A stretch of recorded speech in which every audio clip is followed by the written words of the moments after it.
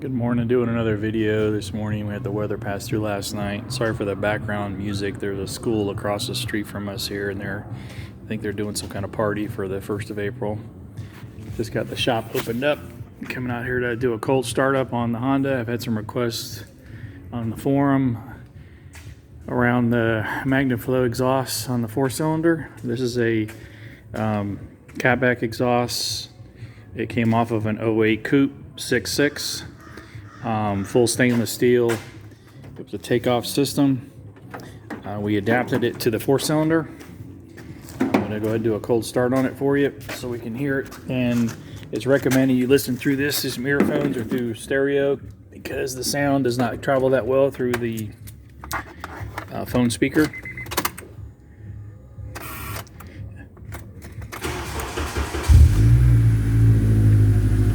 Walk around the back. It's going to take a few minutes to warm up.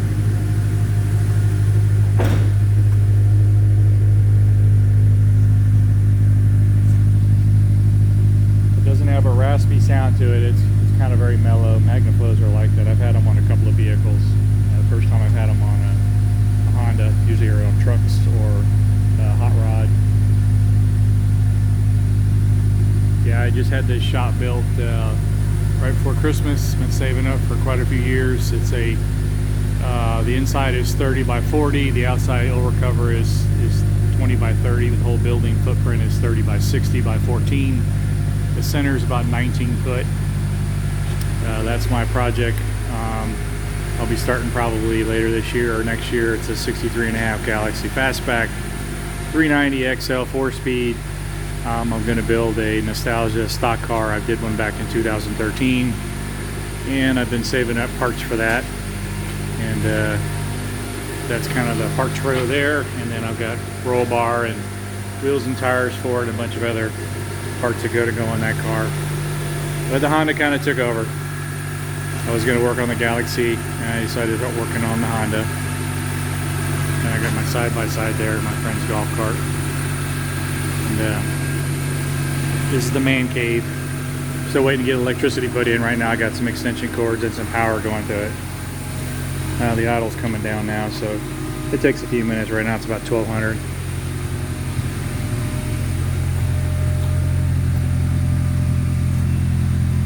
So you notice the tone dropped a little bit from when it started up.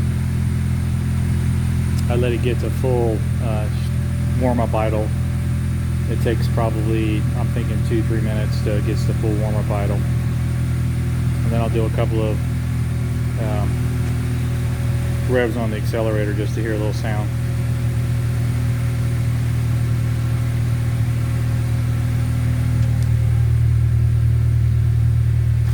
It's relatively quiet. It's nothing really annoying. It sounds relatively good when you're sitting inside the vehicle. Yeah, right now, because the interior is completely gutted, I get a lot of the noise echoing in there because there's no insulation or no seats, other than the headliner, which I'll be removing. Kind of a side view of the exhaust on one side, and then the other side's over here.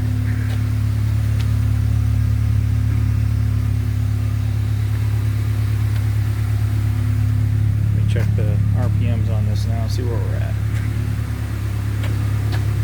We're still about 900. I think I get it down to about 7, right above 7 I think is the normal for the car.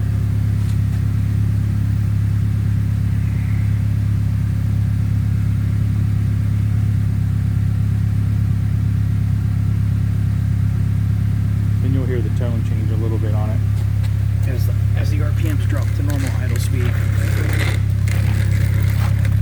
Yeah, it's pretty nice exhaust. I mean, 4-inch tips, all stainless. It's all labeled. It's got the nice Magnaflow logos on it. I scored it for 3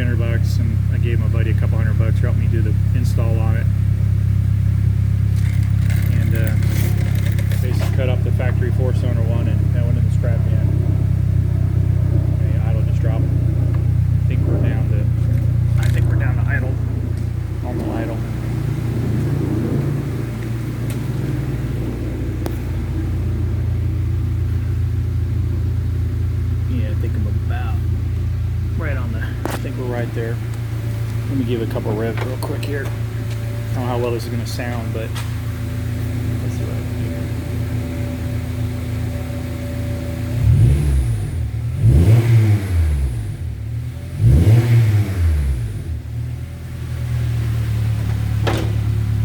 I don't think it sounds too bad. It sounds like a really good tuned exhaust. There you go.